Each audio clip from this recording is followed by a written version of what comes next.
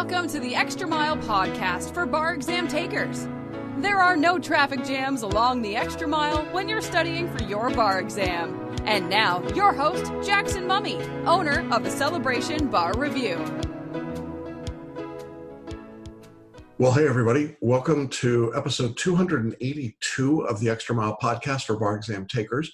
This is your host, Jackson Mummy. Hope everybody had a wonderful Thanksgiving holiday weekend, that you got lots of rest and good time with family and friends. For those who are traveling, particularly in the Midwest, I hope you survived that experience. Sounds like it was quite a weekend. Down here in Florida, we're just chilling out in the 70s, so no judgment there. In any event, we're glad to have you with us today. I know that most of the world starts counting down at this point to Christmas. But bar takers have a different countdown in their heads, and that's the countdown until the next bar exam. And of course, that'll be the one in February 2020, and we're around 90 days until that exam.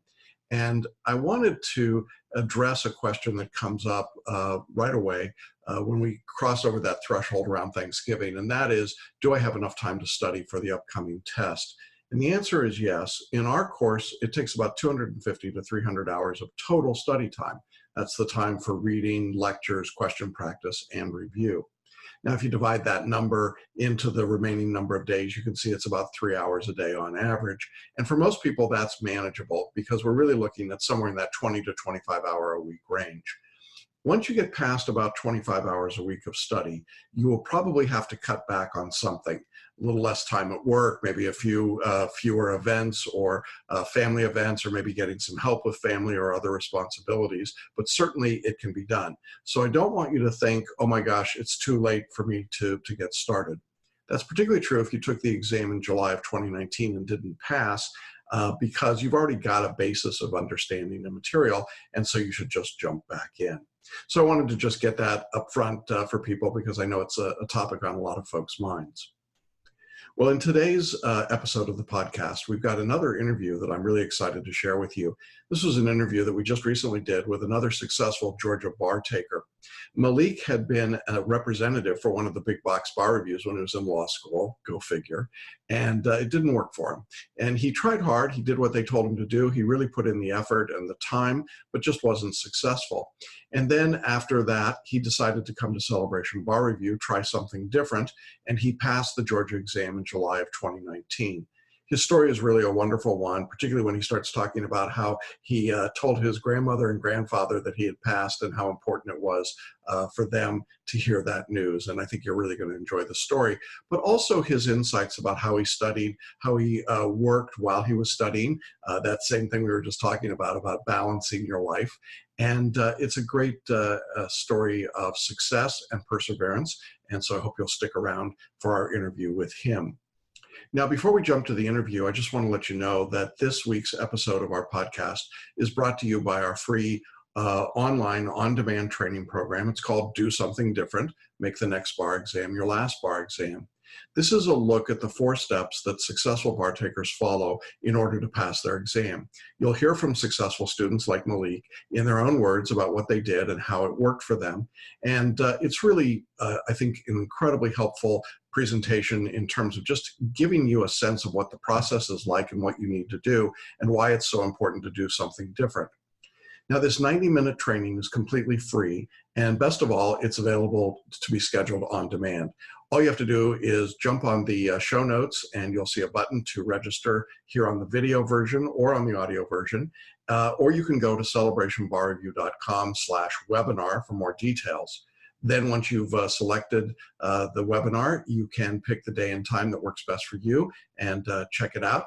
If you have questions while you're watching, just shoot them in the app and we'll get them and reply back to you. So it's a pretty convenient way to get through this material, and I really encourage you to do so. Thousands of people have been through the webinar and had great success, so I hope you'll join us for that. Now, I did mention that our podcast is in both video and audio format. If you'd like to watch today's interview with Malik, you can go to celebrationbarreview.com/282. That's the episode number. If you prefer to listen to your podcast, you can do that on Apple Podcasts, on iHeartRadio, on Spotify, radio.com, lots of places where podcasts are syndicated. Make sure you subscribe so you don't miss any episodes. In upcoming weeks, we're going to be talking about preparation for the February 2020 exam. I'm also going to be taking a look back at the California exam in July 2019, starting to get some information now about what happened with their early release of topics. And it's not a pretty picture, I got to tell you. So we'll be sharing some of that. In any event, there's a lot coming up in the next few weeks. We don't want you to miss any of it. So I hope you'll subscribe and check it out. All right. Well, I don't want you to have to wait any longer. Really enjoyed this conversation I had with Malik, and I think you're going to enjoy it as well. Successful Georgia bar exam taker. Let's jump into that. Hey, everybody. Welcome back to Hanging Out with Successful Bar Exam Takers. And we have a great story ahead today. And as someone who's about to be sworn into the Georgia bar, Malik Foster. Malik, how are you? I'm good, Jackson. How are you doing? Well, I'm great, but I'm imagining that you must be over the moon. Is that true? Yeah, I'm highly excited. I'm so thankful that I passed the Georgia bar exam. Yeah. This has been quite a journey for you, and I appreciate you coming on to share the story with other people. You told me right before we went on, you're going to take your oath just in a few days, right? Yes, the oath, I will be taking it December 6th. Okay. And what does that mean to you to be at a point where you're literally now going to go stand there, hold up your hand, and be sworn into the bar? I mean, it's so special to me. It was a goal and dream of mine to actually take the oath while my grandparents are still alive. So I'm going to achieve that goal. They're going to be able to be there. My grandmother's health is good. She just had surgery on her knee to repair it, so she's able to walk around. So they're going to be there for sure. They wouldn't miss it for the world. So yeah, very happy. Yeah, about proud that. Grandparents for sure. Yeah, exactly. Bragging to everybody. That's great. Well, let's backtrack for just a minute and let's go back to the start of your journey in taking the bar exam. Why don't you tell our audience a little bit about your background and when you first started, into law school and then into the bar? Okay. Well, I went to Western Michigan University, Cooley Law School, formerly known as Thomas M. Cooley Law School, but they changed the name. I attended there. It was a bit of a struggle. I did good sometimes. I made the dean's list a few times, but I would say about an average student, over 2.5 GPA. So no super grades. I wasn't booking any classes. And then I became a Kaplan representative because I knew taking the bar review courses were expensive. So I became a Kaplan rep, and then I was repping for Kaplan, became the head Kaplan rep, sold a few courses, enough courses to get the Kaplan course for free. And I proceeded to enroll in the Georgia bar exam because that was always my goal. And when was that? What date was that? What exam did you take first? Do you remember? I think July 2016 I started. Okay. Yeah, that was the first one. So you come into Georgia, coming from Michigan, and you sit for the exam in Georgia. And what is that like?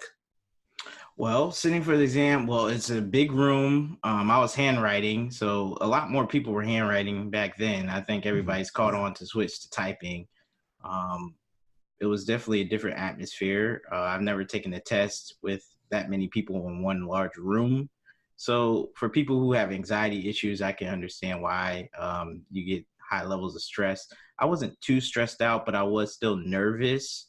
But once I got into the exam, my nervousness goes away. But that's just like me for anything. Like once something starts, my nervousness just goes right out the window. Okay. So you took the exam July 2016. You don't pass the exam, right?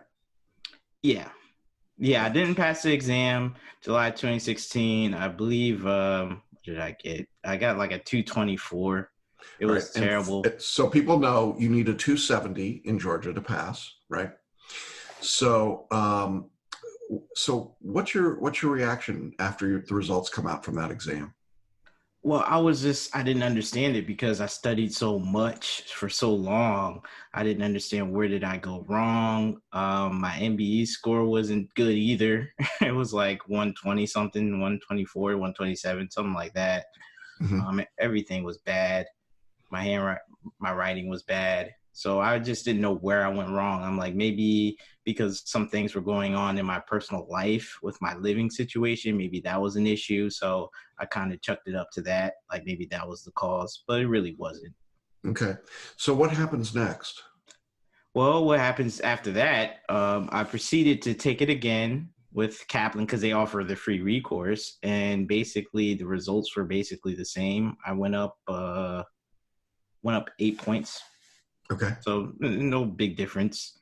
I believe it was 232 or 231, around there in the 230s. So that's exactly what happened. Okay. So that's discouraging and disappointing. Yeah, it was. Yeah. So what happens next? Well, what happened after that is I started searching for different ways to pass the bar, searching for a different course because Kaplan was not it. And I didn't know how to take the test. So then people were telling me about Adaptabar. I got that. And then I found some videos on you and stuff like that. So then the next year, I started to enroll in your course, I believe, at the end of 2017, 2018. Mm-hmm. Mm-hmm. I enrolled in your course, and that's when I saw different results. You told me different strategies and things of that nature. Right. And you signed up for one of our mentoring coaching courses. You and I worked together. We talked about your writing. Mm-hmm. Yeah. We talked.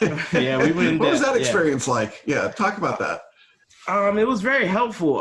It was a different approach. I had to learn a whole new approach to writing because in law school, in your law school exams, you're used to writing in the IRAC format, and you teach us FLA. So that was a stark difference for me. Yeah. What about, it's definitely a different writing style, but you got comfortable with it. You began to feel more comfortable and to master that. And by writing about facts and then the legal arguments and then the application, it seemed to make your writing a lot more direct, a lot more powerful, right? Yes, I was able to narrow down the issues a lot easier. I was able to have the confidence, which I think is important, having the confidence on the exam to pass it, helped me with my confidence with my essays. So that was important for me because I didn't have the strongest confidence in my writing ability. Yeah, and I thought you gained a lot of confidence as you started to work through and get the feedback and do some of those assignments. On the multi-state side, what was happening? How were you approaching the multi-state? For the NBE, my approach was a little bit different. One of my law school professors, they told me they did like 4,000, 2,000 multiple choice questions. I thought that was a bit much because I'm like, I still have other things I'm doing. But I did do a lot of multiple choice questions on Adaptabar. And once I got that and I saw similar styled bar review questions, I was able to, achieve an average of 135 and above on my MBE scores consistently and do really well. And you were using our multiple choice or multi-state materials as well, right? Yes, I used both. I used Adaptabar and I used your multi-state materials. Primarily your tests were very good the way you had them. So okay. Now, during this time that you were studying, were you working also? Yes. Yeah. So yes, how many working. Okay. So how many hours a week would you say you were averaging in your studies? A week? About 25 to 30 hours a week. Okay. Once I started your program and stuck to it consistently, I was not doing the 8-hour, 10-hour days I was doing when I was under Kaplan. Yeah. And how were you organizing a day when were you working like a 9-to-5 kind of job or did you have different hours? Well, my job isn't necessarily 9 to 5. It's just like I have to complete my tasks and I have up to 40 hours to complete my tasks. So I could kind of switch around my hours. Okay. So how did you structure that with the work and the study? Did you have a particular schedule you were following or was it different every day? It was pretty consistent, but it did vary. For as far as consistency goes, I want to say I usually focused on my studies towards the nighttime. So like I would get up in the morning, try to get a lot of work done, get like at least an 8-hour day in. And then at night, give it a good 3 to 6 hours at night to study, at least a minimum of 3 hours. And then I can call it quits. But, sometimes it varied, but that was the consistent schedule. Yeah. Okay, so you start in on the exam, and your scores are running in the uh, high 240s, low 250s, right? Yes. Um, what does that feel like to you? I mean, just in terms of the emotions and the approach, is it discouraging? Do you ever feel like maybe I should just give up and stop doing this? Or tell me how that felt for you. Well, it is a bit discouraging and a bit disappointing, but I rarely ever quit anything that I start. So Mhm. I have a little bit of a hard head, so I'm a little different. So I'll keep going. So it is discouraging, but I always bounce back. It takes me maybe a week or two. I'll feel down on myself, but after that, I'll bounce right back and keep moving forward because it's a goal and dream of mine, and it's not easy. So I have to keep it going. Yeah. So you had some ups and downs as you're studying and as your scores come back. Sometimes your scores are getting closer to the 270 mark. Sometimes you're falling back a little bit. Um, what is your mindset coming into the July 2019 exam? What are you thinking about as you start to prepare for that exam? Oh, my main focus was the MPT and the Mhm. essays because I knew MBE, I had that solid. Like that was solid. So the Yeah. essays, I was focusing on finishing them, doing FLA no matter what, and hopefully get familiar with your computer because last time I had a computer issue, or I think I would have passed that previous Yeah. exam as well. And really focus on the MPT. So I did a lot more MPT, make sure I finish, make sure I have my strategies down, and I was able to handle any issue that was brought to me because that was my main struggle. And the thing that caused me the most anxiety was the MPT because it's Mhm. like a lot of information.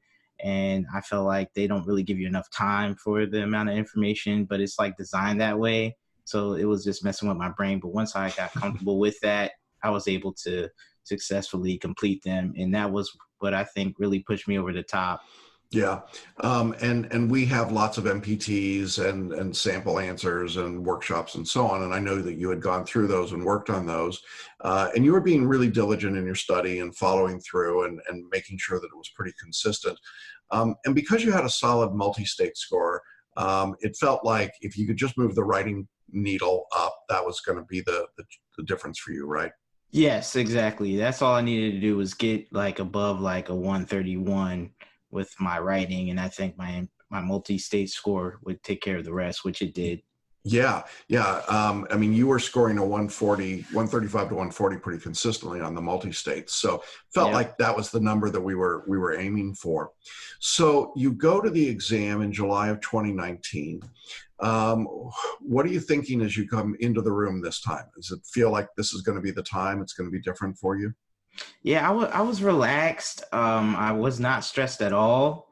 Um, I was prepared for the performance test. I completed them. As soon as I completed them, I was like, all right, you got this. All you got to do Yeah, and is that's do the what first you part got of to do. Tuesday morning, right? They do the performance test first. So Yeah, yeah, like that really makes or breaks you. Like if I felt like all the times I failed, I felt iffy about the performance test, but this time it was different. I yeah. was confident in it. Yeah, yeah. And that gives you the momentum. You go into Tuesday afternoon, you've got the essays. Georgia essays are never easy, are they? Um, No, nope, not at all. These essays they weren't too difficult, but then again, I've been studying so long, but they weren't yeah, too easy either. yeah. They like to trick you. They do, and they're not short questions. I mean, you get 45 minutes, but they're 60 minutes in length questions, and you got to answer them in 45. So I think it's one of the more challenging essay Hmm. tests in the country, and it comes from a really wide range of subjects, doesn't it? I mean, a lot of potential topics they can test on. Yeah, sometimes they'll do crossover topics, so that does make it even more difficult Yeah. as well. During the 2 days of the exam, talk a little bit about how you kept your focus. What did you do to not get lost in the drama of the moment? Well, this is what I kind of do during my exam. So, like, it's a long, stressful exam. So, I kind of take little mini breaks, per se, where, like, especially during the multiple choice section where it's like nonstop, you're not really seeing too much different stuff. You have to read a question, go through four, your brain's constantly thinking. You don't get any type of mental reprieve. So, sometimes I I would take like a 30-second to a minute break and relax. Even though it kind of might cost me time where I only have 5 minutes to answer like maybe 7 questions, I prefer that as opposed to me just, fading out essentially towards the last 15, 20 questions. Yeah, I think that's a great idea. Planning a scheduled pit stop or a break and saying, I know I'm going to take a bit of time here makes a big difference. And of course, the bar exam in Georgia is in Atlanta. It is a big room. It's a lot of people in that room, particularly in July, isn't it? Yeah, it was like over 1,000 people. Yeah, yeah. And of course, on typing day, that's just insane. So, yeah, exactly. All right. So you finished the exam. Did you feel like at that point when you walked out of the exam, like, okay, I think I got it this time, it's done? I felt confident. I felt like they should pass me this time because I felt like I would have passed before had my computer didn't fail me. Yeah, let's talk about that. MBA let's talk about that previous time because you had a really good multi-state score, and then your writing score just fell right through the roof. Right through the floor. I was like, and I saw it. I said, Malik, what's going on? And you said, well, you tell the story. What happened with your computer? Okay, what happened was I want to say a few days before the exam, Georgia Bar sent you an email about your computer. Make sure you check it and everything. So I'm like, okay, I checked it, and they got a new software, I believe, or a new company that we're working for. And basically we had to re-download this new software for free. It was for free because we already paid for the old one. So they were giving it to us for free. But I had to switch and get a new computer. So I got a new computer. I wasn't used to typing on it. It was much bigger. And the software was not really integrating well with my computer, but eventually we got it resolved in time for the exam and I was able to take it, but I wasn't used to typing on it. So I haven't had at least 2 weeks. It takes me a few weeks, like at least 2 weeks to get used to it. I've only had the computer for like 5 days and I haven't practiced anything on it. So my typing speed was slower than usual. I wasn't comfortable. So that's why my essay sucked because I knew the answers to the essay questions. I was like, these essays aren't hard. Yeah, I think the moral of the story here for people that are in the audience is get your equipment set up, get it right, use what you're going to be using on the bar exam, and really make yourself comfortable with it. Because I know that for you, you were very uncomfortable. Yeah, and this thing with Exemplify, whatever they call them, is they keep switching up and they keep making changes, and it's the tech works. We don't have people's computers breaking the way they used to in the early days of typing the exams, but there are a lot of weird things that happen, and you have to really kind of keep your cool and know what you're doing. And so getting your equipment early, getting set up, getting all of the software loaded, and then continuing to watch the emails from the bar examiners, and there's plenty, aren't there? I mean, they just exactly. And they did this to me last minute. That was the problem. It was just like a week before the exam. I'm like, oh, come on, you guys are really doing this to me. So I had to get a new computer and all this other stuff. So yeah, it definitely makes a difference. So I think it's important to keep that in mind. So you came out of this exam July 2019, and now you're waiting for results. What's the wait like for you? You've been down this road before. You're working. That's the good news, right? All too familiar. But what is it like to be waiting for results? Well, it's very nerve-wracking. You're very anxious. You're hoping you pass. You start self-analyzing yourself and being your biggest critic. You're like, oh man, I should have did this. I didn't finish that. Because on the multiple choice, I was cool, but I guessed on like the last 2. I was just overanalyzing that. I completed the exam, all portions, but I was still self-analyzing myself like, oh, I should have wrote about this argument, this, that, and the third. So you're really just battling mentally with yourself. Yeah.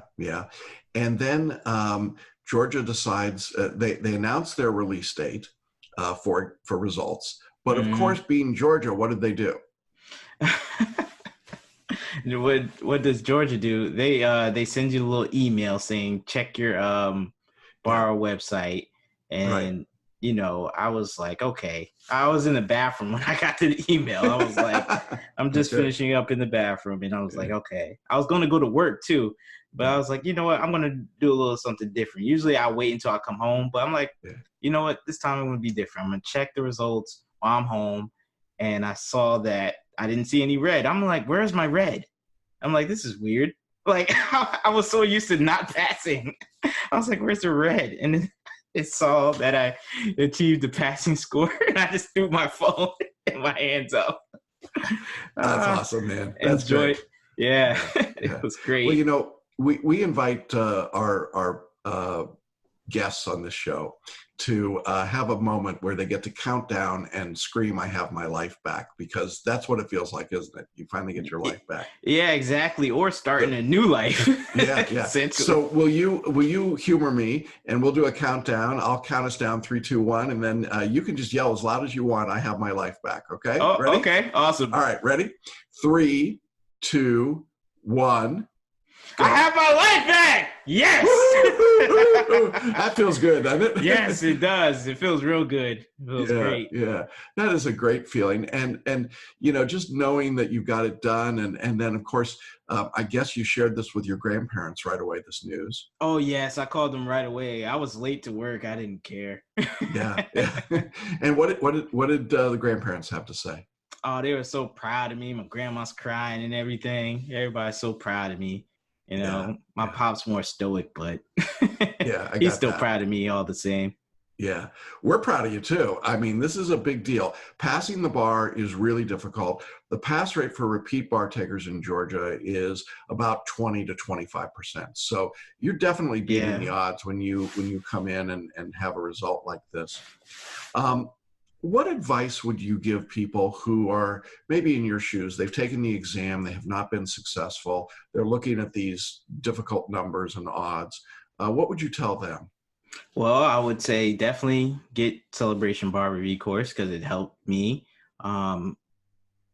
If anything, your course mainly helps you with gaining that confidence.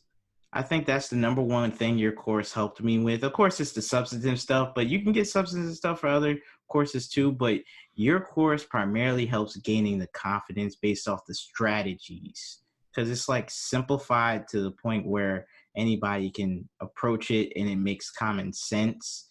And that's the main thing in your course, common sense arguments. And for the multiple choice, I like your approach as well as adaptive bar as well, just to get more extra practice and supplements. Mm-hmm. So if you do those things, follow your course, you should pass or be near passing to where you gain that confidence to even repeat again. Yeah. So. And you know, I know that there are lots of people that take the big box courses, whether they're reps for them or not. And those courses are good, but if they don't work for people, I think it's important to point out that you made a decision to do something different, right? That you recognize that just continuing to do the same thing wasn't going to change for you. Exactly. Like doing Kaplan, it was just the questions weren't similar to the bar. Their essay graders were just all over the place. Everything just seemed disorganized. It helped build up my stamina for test taking because I've never taken a 3-hour test before. Or 6 hours, however, 6-hour test before. 6 hours for 2 days, yeah. Yeah, exactly, 6-hour test. But other than that, it didn't really help substantively, you know. I knew the law, but it just didn't help. Right. And so I think there's a point where a bar taker has to recognize that if they've taken that law school bar review course and it didn't work, that it's time to refocus and think about something different. And I think for you, that was one of the things that I admired the most, was that you were just simply saying, okay, I'm turning the page on that. I'm going on to this. I'm going to build on my strengths, and then I'm going to move towards my goal. And you were relentless in moving towards it. No matter what was happening, you were going to get this done. And exactly. I thought that's one of the great, really admirable qualities that you've got. Admirable. Thank you. Wow. It is early, folks. We're recording early this morning. Yeah, we are. But I'm so excited for you. What do you plan to do after you get sworn in as an attorney? Do you have plans for your bar membership? Yes. When I get sworn in, after I get sworn in, I plan to probably continue the work I'm doing. I'm doing document review work. Probably do that in Atlanta sometime next year, move up there because I'm currently in Florida right now. And also probably connect with some of the attorneys from my school and friends that I know up there and try to get some general practitioner experience because I really want to focus in on the areas of business law, transactional work, and wills, estates, and trusts, and maybe possibly some real estate law. So those are my areas of focus, and that's Great. my plan and strategy. Yeah, and Atlanta's a really booming, growing area, right? So yes, a lot it is going on there. Yeah, mm-hmm. That's fabulous. Well, I am so pleased for you and proud of you, as I say. Thank you, Jackson. I appreciate it. All the credit goes to you. All the credit goes to you in your course. Well, thank you. That's very kind, but you did all the work, so we appreciate that. And I really am thankful for you sharing your story, because I know that there are a lot of people out there, Malik, who have been trying and just kind of hitting the wall and feeling like, oh my gosh, I just can't make this happen. And I think when they get to hear your story, they'll realize that if you just keep working, if you keep at it, if you keep making the adjustments and the changes that you need to improve, that you can reach the point where you pass. When you got that passing result, did it make it all worthwhile for you, all of the journey and all of the frustration and struggle? Yes, all the frustration, all the struggle, the money, the cost of everything, it really was worth it, because had I not done all of those things, I wouldn't have passed. I would still be in the position I was previously, still taking the bar exam, still struggling, still paying money every couple months, take the bar, retake the course, sign up for a death bar or whatever. So. Yeah, and I think that sense of getting your life back is financial as well as time. Exactly. As well as I don't have to keep right? paying for that stupid bar exam and then paying for the parking and just that's right. Mental torture. That's right. It's over for now. That's right. Absolutely. Well, I look forward to great things from you. I think you're going to be a terrific member of the bar. I'm so glad that you are joining the Georgia Bar, and we're just so very pleased for you. And thanks so much for coming on today and sharing your story. I know it's going to encourage a lot of people. Any last thoughts, anything you want to share with us before we jump off here? Thank you, Jackson. I appreciate those kind words. I wouldn't have passed the bar without your bar review course. And to the people who are watching and listening to this podcast, keep going, keep pushing, follow Jackson's study guide and his plan, and stick to it, and you will eventually pass. Trust me, because I'm a living example of it. So keep going. That's great. Thanks, everybody. Glad to be with you. Thank you, Malik, and we'll see you again next time. Bye-bye. See you. Bye-bye. Well, that's our episode for this week. I hope you enjoyed listening to our conversation with Malik. I really enjoyed talking to him, and it was exciting to hear what he's done and what he's got going on and the future for him. So if you've been feeling like, oh my gosh, I just don't know how I can do it, really encourage you to check out the free upcoming webinar that we've got. It's called Do Something Different. Make the next bar exam your last bar exam. And you can sign up for free. Just jump on the show notes or go to celebrationbarreview.com/webinar. And then you can schedule an on-demand showing that's the most convenient time and date for you. All right, everybody. Well, hope that you have overcome the Thanksgiving Day blahs after all that food and good food and good friends. And now you're into the study mode. And so we will be back to you again next week. We've got more information coming about the upcoming exams. And glad to have you, as always, with us along the extra mile. Thanks for listening to the Extra Mile podcast for bar exam takers at www.celebrationbarreview.com.